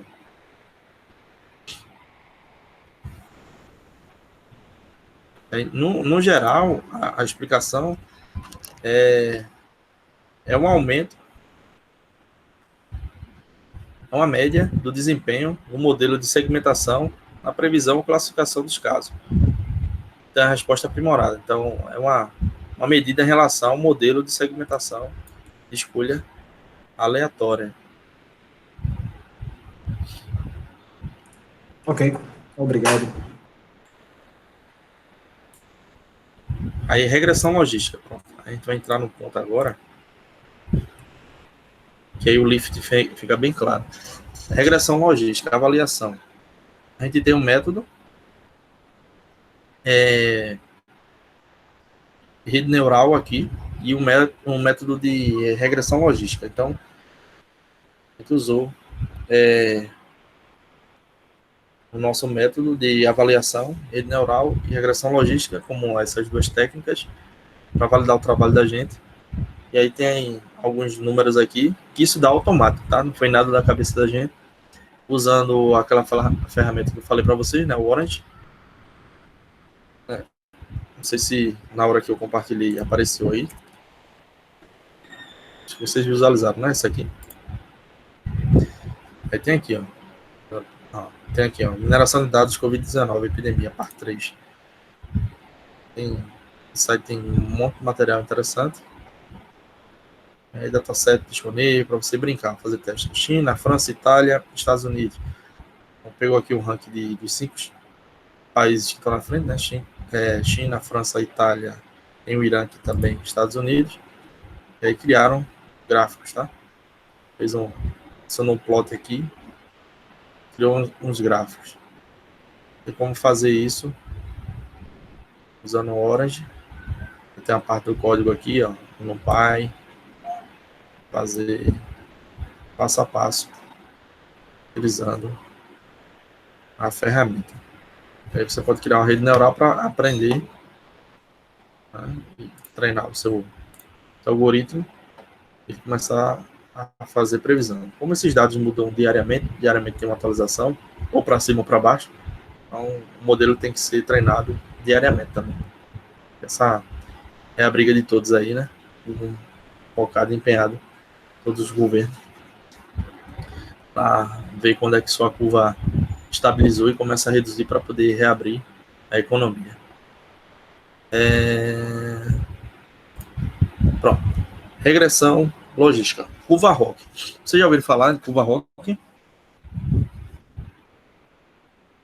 Ou nunca ouviram falar? Não, em algum momento. Beleza. Então, curva Rock, tá? Ela tem algumas características interessantes de operação. Ela serve para quê? Uma representação gráfica que ilustra o desempenho de um sistema classificador binário. Tem que ser binário, tá? Ou 0 ou 1, ou sim ou não. É um classificador binário à medida que o seu limiar de descrição varia. Então, na regressão logística, obrigatoriamente eu botei o ponto 00, tanto no eixo X como em Y, né? Tanto na linha do tempo aqui como na altura. Eu botei essa linha azul, ou vermelha, ou qualquer uma outra cor, tá? Desde que seja a minha linha de referência no meu plano cartesiano aqui. Então, no meu gráfico, eu vou ter essa linha de referência do ponto 0 até aqui em cima. E aqui, esse azul mais claro é justamente a taxa de velocidade, taxa de verdade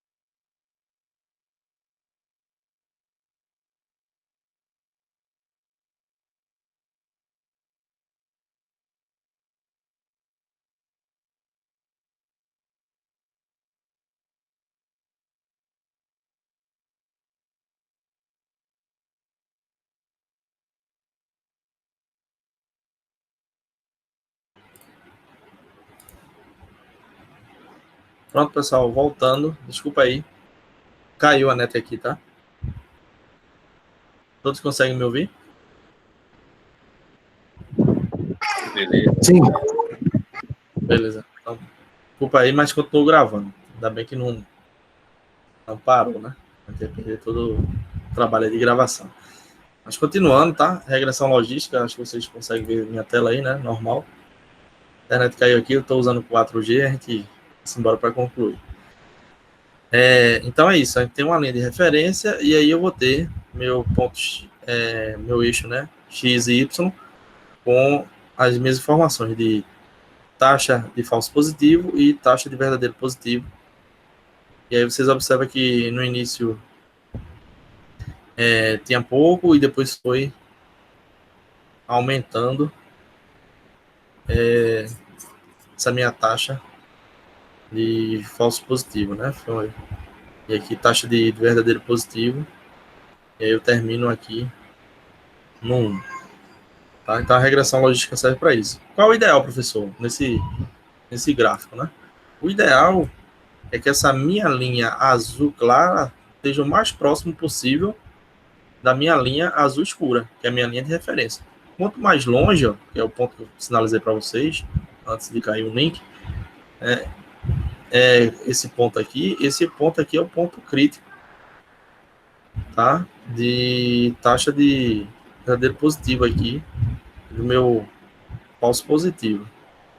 Então tá mais longe, né? Se a gente fosse traçar uma linha, várias linhas aqui, a gente ia ver que essa linha desse ponto aqui, esse ponto aqui para cá é o ponto maior, né? Então, o ponto mais crítico aí. Já foi perto do final do trabalho. E aí, regressão logística com as variáveis mais relevantes, né? A gente usou a característica, né? A feature, como turno, noturno, né? Tendo em vista que à noite a gente tinha essa intuição, né? Que era mais difícil para dirigir e tal, tinha outros pontos a ser observados com relação principalmente à iluminação. Chamado de drenagem aberta, rua, o fotossensor, quantidade de veículos envolvidos, turno manhã, a gente colocou esse turno manhã, justamente quando aconteceu aquele acidente que eu falei para vocês no início da aula, né? Mas um pouquinho atrás, sobre o túnel que estava alagado e acabou a mulher morrendo lá. E foi realmente de manhãzinha, né? Um turno bem cedinho. Não é nem manhã o sol, né? Um turno matutino mesmo. E se possui o semáforo, data próxima a feriado, e aqui o nosso coeficiente, né? Coeficiente beta, tá? Aqui saiu no Orange, também dá, tá? Automaticamente quando a gente roda. E aí o nosso P valor, tá? Isso aí também sai lá. E o tipo da nossa variável, tá? Isso aí lá no software a gente tem como configurar também no Orange. Se é categórico, se é binário, por exemplo, chamado de drenagem aberta. Aberto ou fechado? Sim ou não? É binário. Né? Aqui turno é categórico. Rua com fotossensor. Tem ou não tem? Binário. Quantidade de veículos envolvidos. Aí aqui é numérico, né? Preciso colocar número. Turno manhã. Aí aqui é categórico também como turno noite. Turno noturno. E se possui semáforo, sim ou não, é binário. E a data próxima ao feriado. É próximo ou não é? Sim ou não? Tá? Por isso que aqui o tipo é binário. Discussão sobre o resultado. Então, forte presença das variáveis em torno das análises. A gente realmente saiu do campo da intuição e confirmou com os dados, né? Turno influencia, a quantidade de veículos envolvidos também, presença ou ausência dos fotossensores e semáforos também. E na árvore de decisão e na indução de regras, a gente colocou concentração de carros em cada faixa de velocidade nas vias, quantidade de carros entre 0 e 10 quilômetros, né? Então, a cada 10 quilômetros. E aí, na discussão do resultado, a gente viu que a regressão logística tinha a presença da variável relacionada ao chamado para o reparo de drenagem na via, proveniente da Enlurb. ameaças à validade desse trabalho, esse estudo de caso que a gente realizou, a dificuldade de disponibilidade das bases de dados, inicialmente, restrita principalmente aos dados disponíveis na base de dados aberta da Prefeitura do Recife. Né? As variáveis não foram mais importantes encontradas na revisão da literatura, mas as disponíveis, tá? É porque esse trabalho é bem focado no município, né? E não tem nenhum trabalho que tenha sido feito anteriormente. Esse trabalho da gente é um trabalho inédito, né? Aí, por isso, foram utilizadas 3 técnicas diferentes para análise de dados, que foi o quê? Árvore de decisão, indução de regras e regressão logística, que vocês viram rapidamente aqui, tá? E aí, conclusão e trabalho de futuro, né? Primeiro de tudo aqui, que não está aqui, a gente pretende publicar esse trabalho.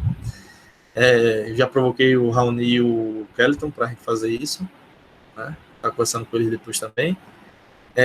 Quanto mais veículos envolvidos no acidente, maior a influência na possibilidade do acidente ter sido grave. Existe a necessidade de um atendimento mais rápido por parte dos órgãos relacionados ao atendimento hospitalar. A exemplo, o SAMU, isso é fato, né? A gente viu na televisão essa semana. Né? Um cidadão ficou mais de 40, 50 minutos na televisão lá com um repórter ao vivo.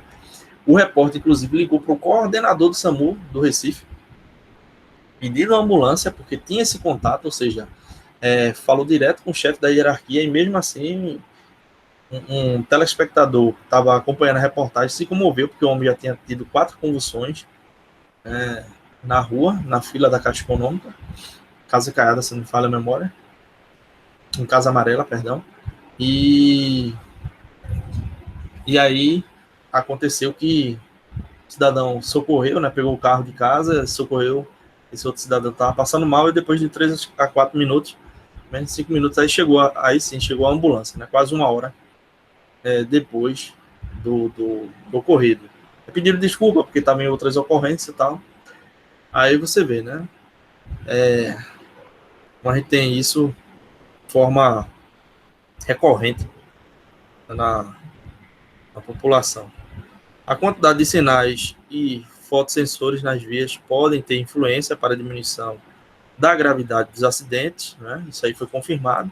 A gente sabe que o brasileiro é educado pelo bolso, e a gente acabou confirmando exatamente. Então, se o brasileiro souber, o cidadão vem ali e sabe que na esquina da prefeitura tem um radar, ele vai diminuir a velocidade. Se ele sabe que depois da ponte não tem um radar, ele vai acelerar e vai-se embora. Então, se tiver fotossensor, radar, isso aí realmente influencia, né? A educação no bolso, né? Grande concentração de carros em uma velocidade baixa, enquanto vários carros estão em velocidades maiores, aumenta a chance de acidente grave também. Então, imagine, uma questão grave, né, que não sei se estava acontecendo aqui, mas aconteceu em São Paulo, que tinha várias vias com 40, 50 quilômetros com as placas, e aí, quando você entrava em uma outra rua, era 10 quilômetros, tem uma redução brusca. Então, isso fazia com que você freasse e quem estava atrás batesse em você. Ou senão, quando você entrasse, você vinha em 40 quilômetros e quem estava ali naquela via estava em 10. Aí acabava acontecendo acidente, né? E normalmente essa placa de 10 quilômetros se usa dentro de condomínio, né, para controle de velocidade, 5, 10 quilômetros dentro de um condomínio. E não numa rua comum, né? Então, essas distorções de velocidade muito próximo, acaba acontecendo um acidente grave também. Tá? Então, isso a gente encontrou nos dados também. Possíveis recomendações, né? Que aí serve para o prefeito, né, do Recife. Aumento de fotossensores, buscando uma maior quantidade de informações em tempo real. Instalação de painéis de alerta para alertar em trechos com concentração de carros em diferentes faixas de velocidade, principalmente com uma grande diferença, né? Como eu citei agora como exemplo em São Paulo. E o estudo para a distribuição dos sinais de trânsito ao longo das vias da cidade e sua região metropolitana, porque acaba que nessas interseções entre um município e o outro, a gente acaba vendo que tem muito acidente também, né? Beleza, pessoal? Dúvidas aí? Espero que tenham gostado desse estudo de caso. Ótimo, professor. Muita coisa, né? É bom. Foram 6 meses de trabalho, tá? Esqueci de falar. Foram 6 meses de trabalho para a gente conseguir fazer tudo isso, uma equipe aí de 3 doutorando e uma mestrando, né? É isso. bastante coisa. Agora, o desafio é, pô, super interessante, né? Tem muita coisa para ser explorada, para ser estudada. E vamos lá para o desafio. Muitos termos novos, né? Impressionado com o tamanho das variáveis, da quantidade. Inclusive, eu reuni Muita a coisa para pra finalizar. esse estudo de caso. Quando você entra no estudo de caso, você tem que fazer, né? Só se torna estudo de caso se você tiver implementado, né? Se tiver feito.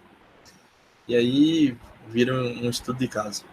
Aí a gente aprendeu muitas técnicas, como eu sei que para vocês tem muitas coisas novas, acurácia, normalização de dados, LIFT, regressão logística linear, termos novos, mas o desafio é esse mesmo, aprender essas técnicas, né, e esses modelos matemáticos para a gente aplicar usando Python, que salva vidas e empregos, para a gente melhorar a nossa sociedade. E também, professor, antes do encerramento, eu creio que nós estamos chegando ao fim, fica aberto para pouco que eu sei, né? Realmente eu estou um pouco mais avançado, eu não sei o nível, né? O Jackson também já está aí há muito tempo, né? O nosso amigo Antônio, né? Jonatas. Isso. E que não pôde vir o nosso líder, né, também tá aí há bastante tempo, que pode ajudar aí a quem estiver chegando agora, que tiver com dificuldade, né, que a gente puder se ajudar, se tiver com alguma dúvida, tá empancado num código, a gente sabe que muita coisa a gente encontra na internet, mas pode passar uma mensagem aí para ver, né, muitas vezes a gente já tem resolvido aí esse ponto e passa logo para frente. Então, fica aberto aí para quem quiser tirar alguma dúvida, se quiser se juntar para fazer o trabalho juntos, a gente se junta, vai vendo aí o tempo que a gente tiver, né, aí noite, madrugada. Eu cheguei a comentar com o professor que eu estou participando do desafio Sebrae Lab, né, das 17 ODS da ONU. Então, eu tenho realmente me empenhado pelas madrugadas aí nesse desafio. A gente está terminando aí na próxima semana, na sexta-feira, a gente vai fechar o pitch, né, da nossa solução, e aí eu vou ter um pouco mais de tempo, mas vamos se organizando, vamos trabalhando o tempo que a gente tem, 1 hora, meia hora, que a gente tiver durante o dia, para estar vendo esse conceito, que não são poucos, são muitos mesmo, então vai pegando todo esse trabalho, vai vendo, vai destrinchando cada funcionalidade, né, da mineração de dados e é por aí, não se desesperem, não. É bacana, o resultado tem que ser muito bonito quando você consegue. Uma overdose de conhecimento, né, como eu gosto de falar, mas não se desesperem. É a primeira vez que eu vi a aula de Paulo Deodato, a primeira e a segunda, e ele disse, quem não fizer isso aqui no final da disciplina está reprovado.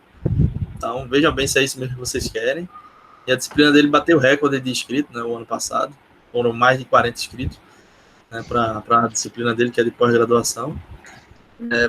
E normalmente eram 10 alunos só no máximo, né, que é uma disciplina bem difícil e a gente penou muito, mas a gente aprendeu bastante.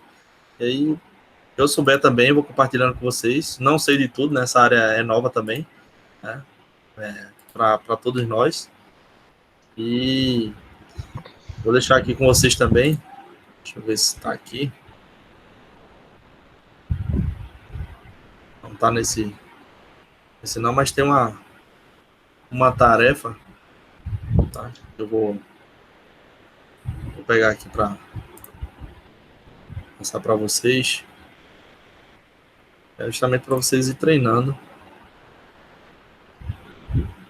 essa parte do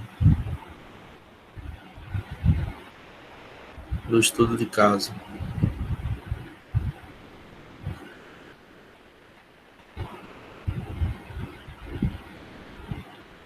Deixa eu ver. Isso mesmo. Isso vai aparecer aqui.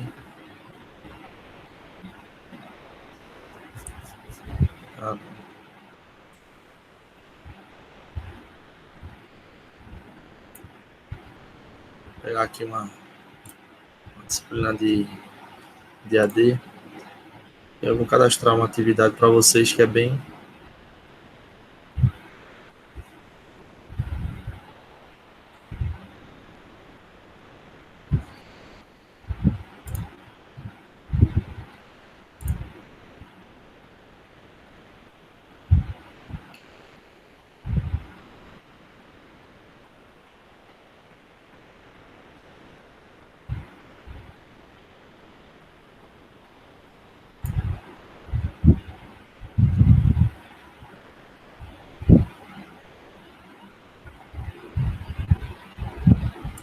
Está por aqui.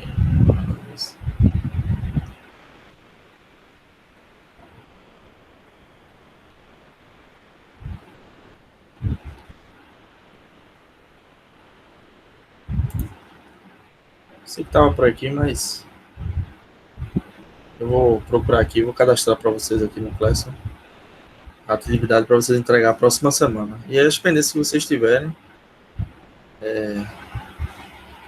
se comunicando com o Humberto, usa o grupo para facilitar aí o aprendizado de vocês. Eu comprei aqui.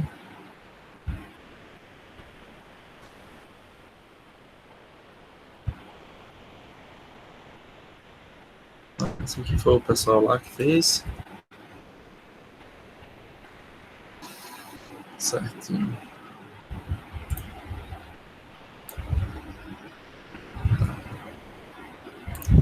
Eu vou cadastrar uma atividade aqui para vocês. Vai ser melhor para vocês fazerem durante essa semana. E a atividade para a gente comparar. Aqui a atividade. Comparar os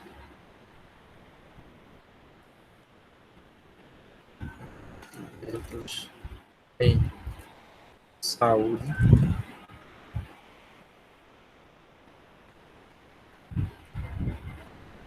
por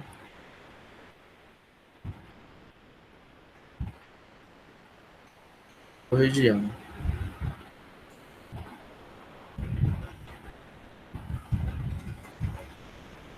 Brasil. Então, o trabalho de vocês é fazer comparação mesmo.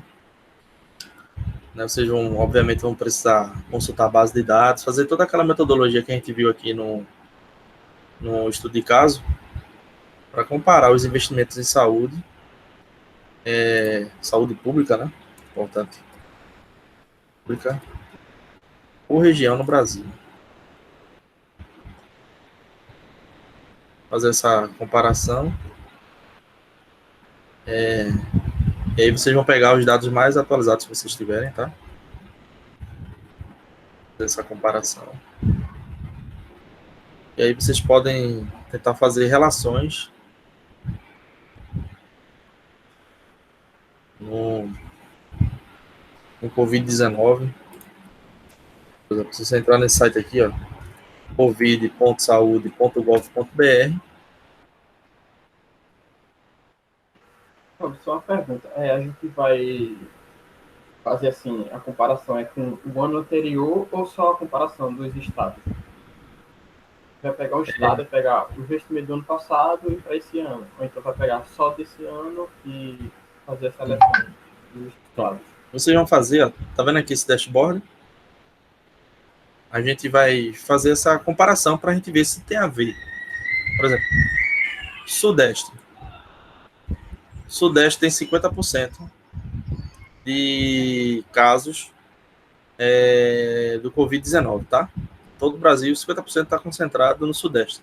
E a gente sabe por causa de quem, né? São Paulo, é o estado principal aí. Aí o que vocês vão fazer? Isso a gente já tem, essa informação a gente já tem. Então não faria sentido eu pedir isso aqui para vocês, né? Isso aqui a gente já tem, vocês vão fazer um slide com essas informações aqui, comparando com os investimentos, tá? Então, por exemplo, eu vou colocar esse link lá como um link importante. Uma dúvida, professor. Inclusive, eu creio que esses dados de gastos estejam lá no DataSUS. Sim. E agora, uma outra questão sobre o DataSUS. Ele também é alimentado, professor, pelos dados da rede privada, ou seja, existe um link no eSUS dos dados que é gerado na saúde da rede privada? Eu acredito que não, até porque é público, né? Aí são dados públicos, e aí tem a questão de estratégia e tal, eu acho que não tem. Não é, assim, porque existe a implantação do e-prontuário, né? O eSUS ele vem para unificar toda a base do SUS.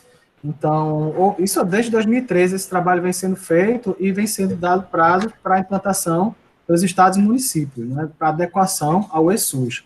E aí, isso realmente é muito valioso, né? Você ter toda a base unificada, todos os prontuários, e ali o que você pode fazer de diferença sobre aqueles dados, realmente é um avanço para a saúde no Brasil. Agora, eu tinha uma dúvida, quando eu comecei a pesquisar no DataSUS, se os dados que são gerados na rede privada, dados quantitativos mesmo, estratificando os prontuários dos pacientes da rede privada. Se esses dados serviriam para alimentar a base do SUS, né, para fazer realmente um trabalho mais encorpado de saúde no Brasil.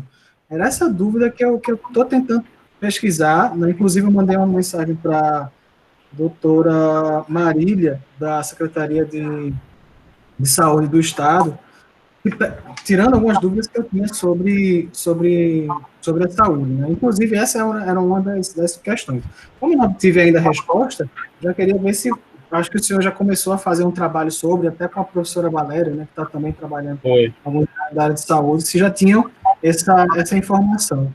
Mas eu vou continuar a minha pesquisa. Mas, de qualquer maneira, o DataSUS, ele tem esses dados dos gastos com a saúde no Brasil.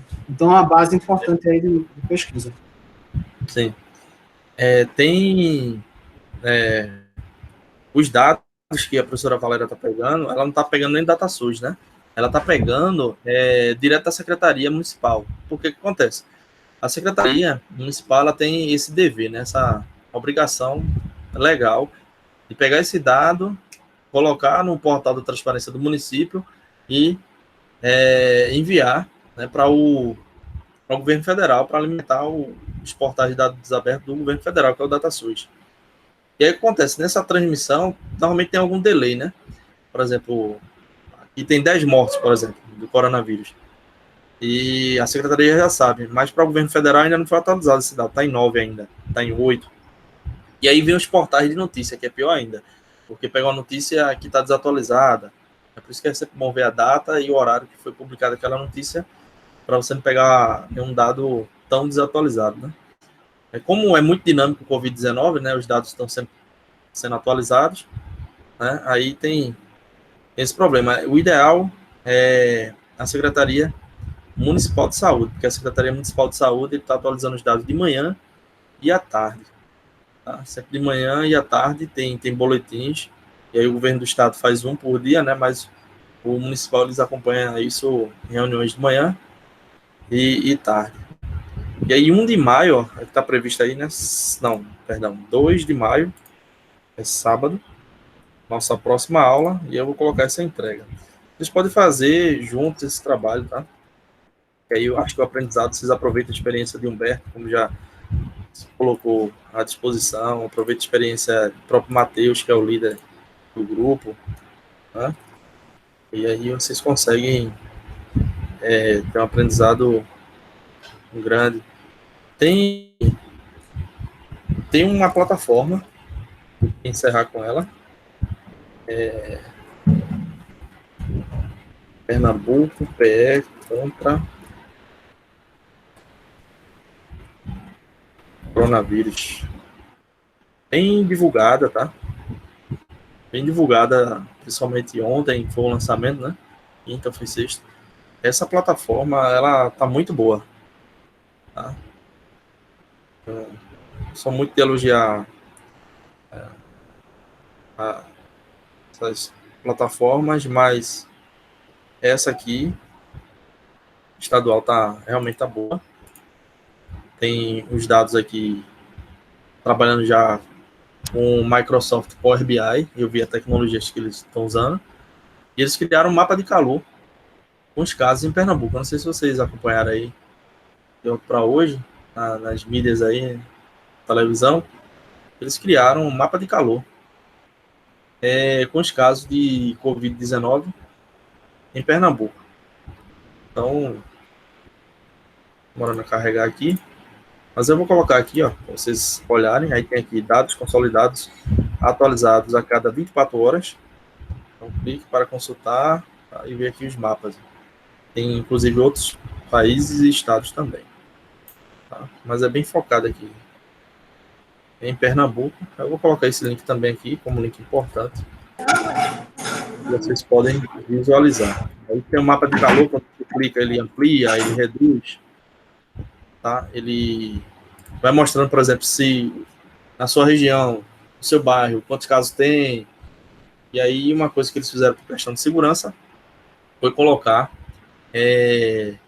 15 metros do ponto da residência do infectado mesmo, para não dar um endereço tão precisamente da pessoa que está infectada ou foi infectado, para evitar problema, né? É interessante eu ver esse mapa. Inclusive, acho que daqui com uns 500 metros tem um caso assim, bem interessante, que ele é bem geolocalizado, né? Você vê na sua vizinhança os casos. Isso, eu vou colocar aqui o mapa de calor, o dataset, vocês vão pegar aqui em cima. É o dataset. E aqui é painel de monitoramento. Tá? Pronto, então esses são os links importantes. Vocês têm que focar para... Vou nem botar como comparar, é um estudo.